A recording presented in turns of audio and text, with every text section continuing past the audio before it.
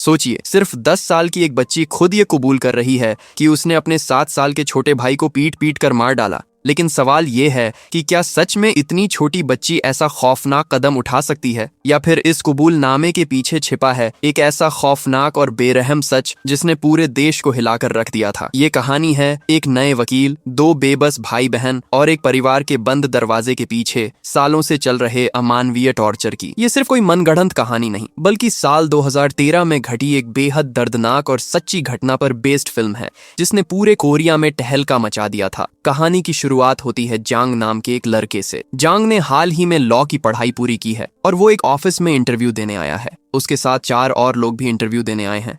Interviewer उन 5 से एक सवाल पूछता है।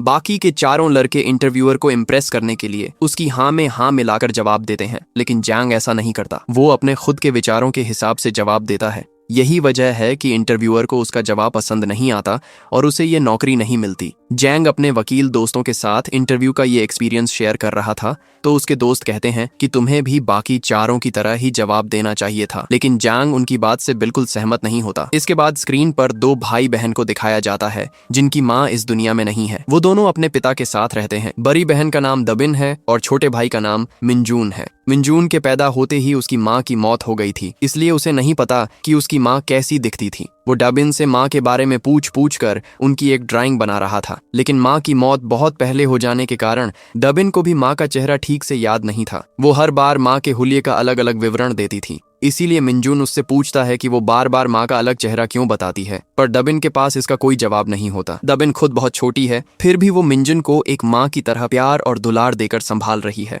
खाना पीना खाकर जब मिनजून सो जाता है तो डबिन अपनी माँ की पुरानी तस्वीरों को देखती है, लेकिन उन तस्वीरों में माँ का चेहरा गायब था। असल में डबिन के पिता ने उन तस्वीरों से उसकी माँ के चेहरे वाले हिस्से को फाड़ कर फेंक दिया था। कुछ देर बाद डबिन का पिता घर लौटा है, जिसे देखते ही डबिन डर के मारे एकदम सहम जाती है। इसे देखकर साफ पता चलता है कि वो अपने पिता से कितना खौफ खाती है। उसका पिता डबिन और मिनजून को तैयार होने के लिए कहता है और उन्हें एक रेस्टोरेंट में लेकर आता है। असल में वो उन्हें जिसूक नाम की एक औरत से मिलवाने लाया था जिससे उसने दूसरी शादी की है। पिता उन बच्चों की मुलाकात उनकी नई माँ से करवाता है। इस नई माँ को देखकर डबिन और मिनजून बेहद खुश हो जाते हैं कि चलो इतने दिनों बाद ही सही उन्हें माँ का प्यार तो मिलेगा। शुरुआत में उनकी जिंदगी बहुत अच्छी कट रही थी। दोनों भाई बहन नई माँ जिसू को पाकर अपने सारे पुराने दुख भूल चुके थे। स्कूल में भी डबिन अब एक खुशमिजाज लड़की की तरह रहने लगी थी। स्कूल की छुट्टी के वक्त मिनजून उसे लेने स्कूल पहुंचता है। घर लौटते समय एक पुल के ऊपर से मिनजून कागज का हवाई जहाज उड़ाता है और कहता है, दीदी हमने कागज के 100 हवाई जहाज उड़ाए थे, इसीलिए भगवान ने खुश होकर हमें नई माँ दी है। जीसुक भी शुरुआत में उनका बहुत ख्याल रखती थी। वो डबिन के बाल बनाती थी, उन्हें नहलाती थी, लेकिन उनका ये सुख ज्यादा दिनों तक नहीं टिका। एक दिन खाने की टेबल पर जीसुक देखती है कि मिनजून हाथ से खाना खा रहा है। वो उसे चॉपस्टिक से खाने के लिए कहती है, लेकिन छोटा सा मिनजून उस उम्र में चॉपस्टिक ठीक से पकड़ भी नहीं पा रहा था। जब वो चॉपस्टिक से खाने की कोशिश करता तो बार बार खाना नीचे गिर जाता। ये देखकर जिसूक गुस्से से पागल हो जाती है और यहीं से उसका असली और खौफनाक रूप सामने आता है। वो गुस्से में अपने बाल बांधने लगती है और उसका ये अंदाज ही बताने के लिए काफी था कि अब वो उन बच्चों की कितनी बेरहमी से पिटाई करने वाली है। दूसरी तरफ जांग एक के बाद एक कई इंटरव्यूज में रिजेक्ट होने की वजह से डिप्रेशन में चला जाता है। जांग की बड़ी बहन उसके पास आती है और डांटते हुए कहती है, क्या मैंने तुम्हें अपने बेटे की तरह पाल पोस कर इसीलिए बड़ा किया था कि तुम घर बैठे रहो? तुम्हें जो नौकरी का ऑफर मिला है तुम उसे ज्वाइन क्यों नहीं कर रहे? जांग चिढ़कर कहता है, मैं ऐसी वैसी नौकरी क्यों करूं? क्या मैंने लॉ की पढ़ाई बच्चों की देखरेख करने वाले काम के लिए की थी? असल में जांग को एक चिल्ड्रन एड सोसाइटी में नौकरी मिली थी, पर उसे लगता था कि वो इस काम के लिए कंफर्टेबल नहीं है। लेकिन जब उसकी बहन धमकी देती है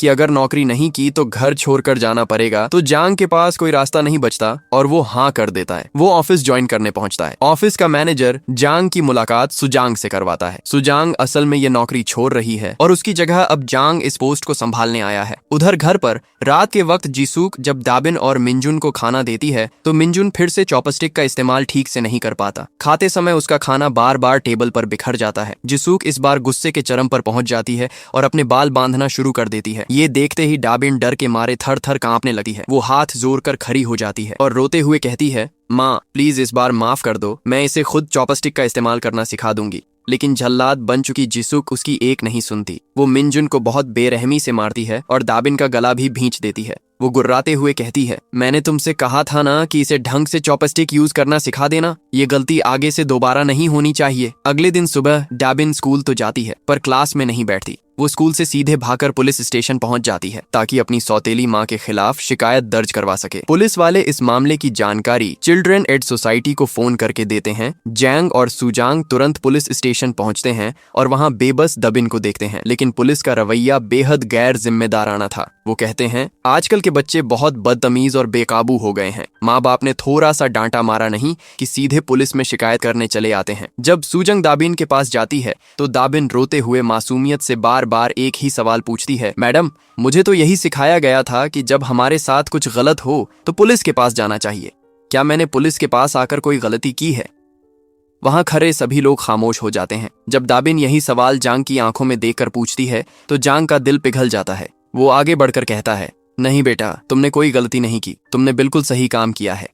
इसके तुरंत बाद सुजांग पुलिस फोर्स को साथ लेकर दाबिन के घर की तरफ रवाना हो जाती है। जिसूक दरवाजा खोलकर पुलिस को देखते ही दबिन को लार करने का नाटक करने लगती है। सुजंग जब सौतेली माँ को काउंसलिंग में आने को कहती है तो वो नाटक करते हुए राजी हो जाती है। वहीं खरा जांग कमरे की आड़ से छोटे भाई मिंजुन को देखता है, जिसकी हरकतें उसे अजीब लगती हैं। सुजंग जंग को बताती है कि आखिरी फैसला माता पिता का ही होता है, इसलिए वो ये नौकरी छोड़ रही है। उसी रात पुलिस में शिकायत करने के गुस्से में जिसूक मासूम दबिन को बेरहमी से पीटकर पूरी रात भीगे बाथरूम में छोड़ देती है। मिंजुन कोने में रोता रहता है। जिसूक बच्चों के पिता से कहती है कि वो इन्हें नहीं झेल सकती, पर पिता याद दिलाता है कि चाइल्ड वेलफेयर से हर महीने इन बच्चों के नाम पर पैसा आता है। अगले दिन स्कूल में डैबिन अपनी टीचर को सच बताने वाली होती है, पर तभी टीचर को फोन आता है और वो चली जाती है। मिंजुन के कहने पर डैबिन मदद के लिए जांग के ऑफिस आती है। जांग दोनों को बाहर ले जाता है और मिंजुन को पहली बार बर्गर खिलाता है। खाते समय बर्गर नीचे गिरने पर मिंजुन डर के मारे कांपने लगता है। जांग उसे शांत करता है। दबिन पूछती है कि माँ कैसी होती है। जैंग बताता है कि उसकी माँ बचपन में गुजर गई थी, पर जब उसे रात के अंधेरे में बिस्तर गीला करने पर डर लगता था तो माँ ने सीलिंग पर ग्लोइंग स्टार्स लगा दिए थे, जिससे उसका डर दूर हो गया था।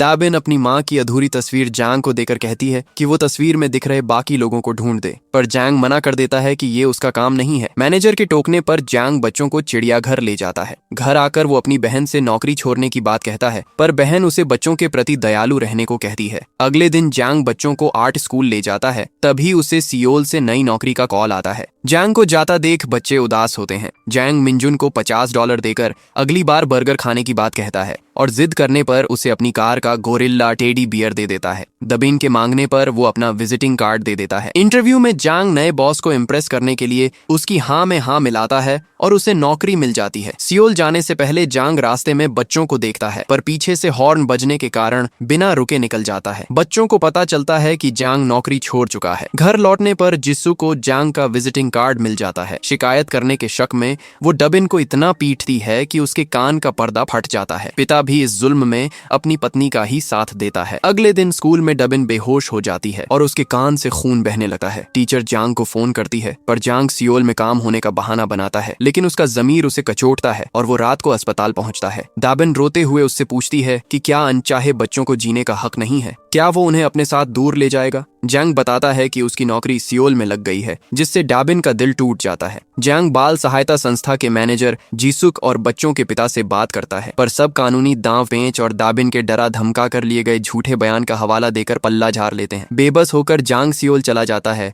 और नई नौकरी में व्यस्त हो जाता है। दाबिन अपनी सहेली के फोन से उसे कॉल करती है, पर जैंग रिसीव नहीं करता। घर पर मिंजुन वो $50 दिखाता है तो जिसू को लगता है कि उसने वॉलेट से पैसे चुराए हैं। वो दाबिन को हुक्म देती है कि वो मिंजुन को पीटे। दाबिन भाई को गले लगा लेती है, जिससे जिसू का गुस्सा भड़क उठता है। वो छोटे से मिंजुन को इतनी बेरहमी से मारती है कि चीखें सुनकर भी पड़ोसी अनदेखा कर देते हैं। सौतेली माँ की इस हैवानियत को मासूम मिंजुन बर्दाश्त नहीं कर पाता और उस रात उसकी मौत हो जाती है। अगली सुबह दबिन की टीचर जैंग को फोन करके बताती हैं कि मिंजुन की मौत हो गई है। जैंग तुरंत उनसे मिलने पहुंचता है। टीचर बताती हैं कि पुलिस के मुताबिक मिंजुन ने बर्गर खाने के लिए अपनी माँ के पर्स से $50 चुराए थे और जब वो पैसे दबिन को नहीं दे रहा था तो दबिन ने उसे इतना मारा कि उसकी जान चली गई। ये सुनकर जैंग ग्लानि की आग में जलने लगता है। उसे लगता है कि उसके ही वादे और उन $50 की वजह से आज मिंजुन इस दुनिया में नहीं है। उधर जिसुक दबिन को डराते हुए कहती है, अगर अपने भाई की तरह मरना नहीं चाहती तो सबको यही बताना कि तुमने ही मिंजुन के पेट पर वार करके उसे मारा है। वो डैबिन को पुलिस के सामने एक्टिंग करके भी सिखाती है। जब पुलिस आती है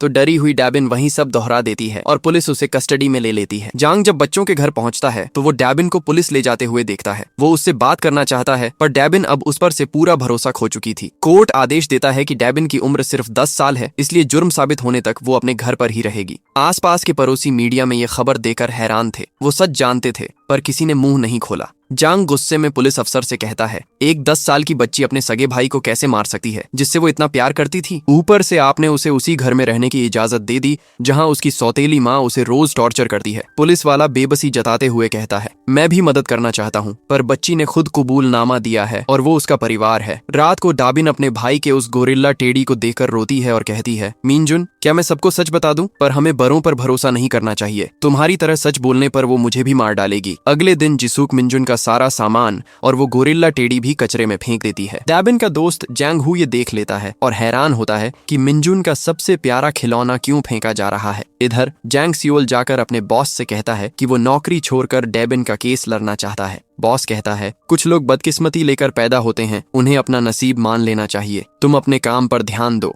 जैंग तुरंत इस्तीफा देता है और कहता है, मैं अब अपने असली केस पर ही काम करने जा रहा हूँ। वो दबिन के स्कूल जाता है, पर दबिन उसे नजरअंदाज करके चली जाती है। जांग रात को शराब पीकर फुट फुट कर रोता है। उसके दोस्त उसे इस लफड़े में न पड़ने की सलाह देते हैं, जिससे नाराज होकर वो अपने ही दोस्तों से हाथापाई कर लेता है। अगले दिन जांग अपने वकील दोस्त मानसे से मदद मांगता है। मानसे कहता है कि कानूनी तौर पर रास्ते बंद हैं, लेकिन अगर पब्लिक सपोर्ट मिले तो बात बन सकती है। जांग छानबीन शुरू करता है तो पता चलता है कि जिसूक पहले भी मारपीट के मामले में जेल जा चुकी है। जैंग एक पड़ोसी को गवाही के लिए राजी करता है, जो पुलिस में बयान देता है कि जिसूक बच्चों को रोज प्रताड़ित करती थी। डॉक्टर भी साफ कर देते हैं कि एक 10 साल के बच्चे में इतनी ताकत नहीं हो सकती कि उसके वार से कोई बच्चा मर जाए। पुलिस जिसूक को कानूनी नोटिस भेजती है, जिसे देखकर वो आग बूला हो जाती है और घर जाकर फिर डेबिन को पीटने लगती है। उधर पुलिस केस फाइल होने के बाद मैनसी कहता है कि अब हमें अदालत में डेबिन का सच कबूल करने वाला बयान चाहिए। जांग इसके लिए डेबिन के दोस्त जांग हू की मदद लेता है और उसके जरिए डेबिन के लिए सीक्रेट गिफ्ट्स भेजता है। कई दिनों तक डेबिन उन गिफ्ट्स को हाथ नहीं लगाती। इसी बीच जिसूक उसे एक कागज पर लिखकर देती है कि वो हूबहू वैसा ही लिखे कि मैंने अपने भाई को मारा है और मेरी माँ बेकसूर है। तभी डेबिन का ध्यान उन गिफ्ट्स पर जाता है। वो एक एक करके उन्हें खोलती है। पहले बॉक्स में उसे वही ग्लोइंग स्टार्स मिलते हैं जिनकी कहानी जांग ने सुनाई थी। दूसरे बॉक्स में एक वॉइस रिकॉर्डर मिलता है। उसे प्ले करने पर जांग की आवाज आती है, दबिन, बहुत से लोग तुम्हारी फिक्र कर रहे हैं। मुझे तुम्हारी बहुत याद आती है। मैं उसी पुल पर तुम्हारा इंतजार करूंगा जहां तुम और मिनजुन खेलते थे। ये सुनकर दबिन का हौसला जागता है और वो जांग से मिलने के लिए भागने वाली होती है। तभी जिसूक घर आ जाती है। वो डाबिन के हाथ में रिकॉर्डर देकर उसे छीनने की कोशिश करती है। डाबिन के मना करने पर वो उसे बेरहमी से पीटने लगती है। ठीक उसी वक्त जांग हू वहां गिफ्ट देने आया था। अंदर से डाबिन की चीखें सुनकर वो तुरंत जैंग को फोन करके बताता है कि उसकी माँ उसे मार डालेगी। रिकॉर्डिंग सुनकर जिसूक का भूत जाग जाता है और वो डेबिन को जान से मारने के लिए एक लकड़ी की कुर्सी उठा लेती है। तभी जैंग वहां पहुंचता है और लात मारकर दरवाजा तोड़ते हुए अंदर घुस जाता है। वो जिसूक को राक्षस कहते हुए डबिन को बचाता है और सीधे हॉस्पिटल ले जाता है। अस्पताल से डिस्चार्ज होने के बाद जांग दबिन को अपने घर ले आता है, जहां उसकी बहन उसे गले लगा लेती है। दबिन उदास होकर जांग से कहती है, मैं आपके दिए गोरिल्ला को नहीं बचा पाई, माँ ने उसे फेंक दिया। जांग कहता है, मैं तुम्हें नया दिला दूंगा। तभी डबिन का बाप पुलिस बुलाने की धमकी देते हुए उसे जबरदस्ती ले जाने आता है। जांग गरज कर कहता है, तुम कोर्ट में बात करना, अब मैं इसका ऑफिशियल लायर हूँ। बाप के तमाशे को देखकर डबिन गहरे सदमे में चली जाती है और बोलना बंद कर देती है।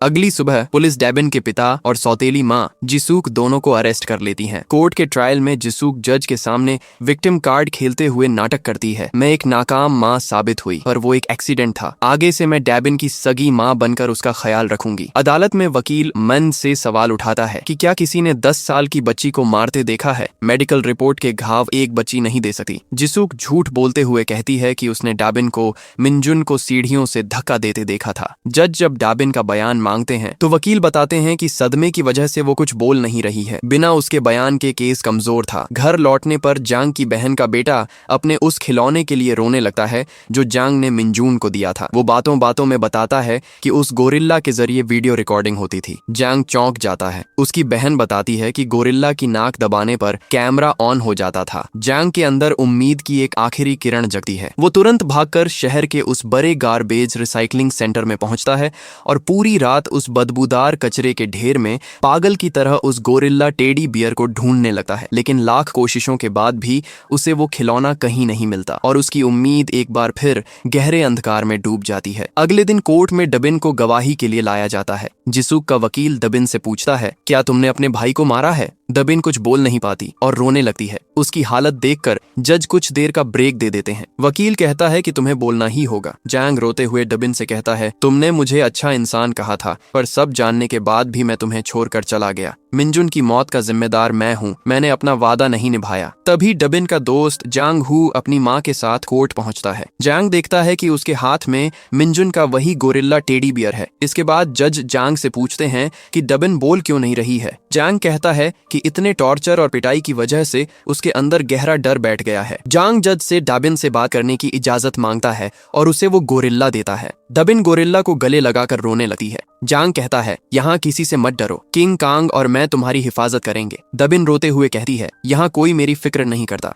मिंजुन की मौत के बाद भी सब मुझसे पूछ रहे हैं कि मैंने उसे क्यों मारा। अगर मैं सच बोलूंगी तो मैं भी मिंजुन की तरह मारी जाऊंगी। जैंग उससे कहता है कि बस एक बार कह दो कि तुमने उसे नहीं मारा। तब डबिन सच उगल देती है, पर मैंने ही तो उसे मारा है। माँ ने मुझे उसे सजा देने को कहा था, इसीलिए मैंने उसके गाल पर 2 थप्पड़ मारे थे। मिंजुन मेरी वजह से मरा है। जैंग गुस्से में जज से कहता है कि डबिन ने अपनी आंखों के सामने सौतेली माँ को अपने भाई का कत्ल करते देखा है, फिर भी कोर्ट ने पेरेंटल राइट्स के नाम पर उसे उसी कातिल के पास रहने के लिए छोड़ दिया। वहां उसके पास सिर्फ 2 रास्ते थे, या तो जुर्म कबूल करो या मौत चुनो। दाबिन जीना चाहती थी, इसीलिए उसने डर कर झूठा बयान दिया था। जज दाबिन से पूछते हैं, बेटा बताओ तुम्हारे भाई को किसने मारा? दाबिन सौतेली माँ की तरफ देखकर डर जाती है, पर फिर हिम्मत जुटाकर कहती है, मैं बताऊंगी। माँ ने मिंजुन को बहुत मारा था, उसे बार बार लातें मारी थीं। ये सुनकर कोर्ट में सन्नाटा पसर जाता है। जिसू का वकील सबूत न होने का ऑब्जेक्शन उठाता है। तभी डबिन का वकील कोर्ट में वीडियो एविडेंस पेश करता है। उस गोरिल्ला टेडी बियर के कैमरे में रिकॉर्ड हुआ वीडियो प्ले किया जाता है। शुरुआत में मिंजुन की कुछ प्यारी क्लिप्स दिखती हैं, पर उसके बाद वो खौफनाक मंजर सामने आता है जहां जिसूक दोनों बच्चों को बेरहमी से पीट रही है। वो राक्षस की तरह 7 साल के मिंजुन के पेट पर जोर जोर से लातें मार रही है। वीडियो में मिंजुन मरने से पहले डबीन से कह रहा था, दीदी मैंने सपने में माँ को देखा, पर चेहरा याद नहीं आ रहा, और मेरा पेट देखो, शायद आज मैंने ज्यादा खा लिया इसलिए ये इतना फूल गया है। असल में उस मासूम के पेट पर इतनी लातें मारी गई थीं कि उसके अंदरूनी अंगों में ब्लीडिंग शुरू हो गई थी और पेट फूल गया था। इस हालत में भी उसे इलाज तो दूर, कोई मदद नहीं मिली और तड़प तड़प कर उसकी मौत हो गई। ये देखकर कोर्ट के सभी लोग स्तब्ध रह जाते हैं। जिसूक बौखलाकर चिल्लाती है, क्या आप इस फालतू वीडियो को सबूत मान रहे हैं? हाँ, मैंने मिंजुन को मारा, पर वो एक माँ का फर्ज था, मैं उसे डिसिप्लिन सिखा रही थी। जैंग पूछता है, क्या तुम जानती भी हो कि माँ की ममता क्या होती है? जिसूक कहती है, मैंने उनके लिए सब किया, खाना बनाया, बीमार होने पर दवा दी। जांग कहता है, एक बार मिंजुन ने मुझसे पूछा था कि माँ कैसी होती है, आज मैं तुमसे पूछता हूँ माँ कैसी होती है? जिसूक गुस्से में जांग पर झपटती है और चिल्लाती है, मुझे क्या पता, मेरी तो कभी कोई माँ थी ही नहीं। उसका ये खूंखार रूप देखकर जज को सच समझने में देर नहीं लगी।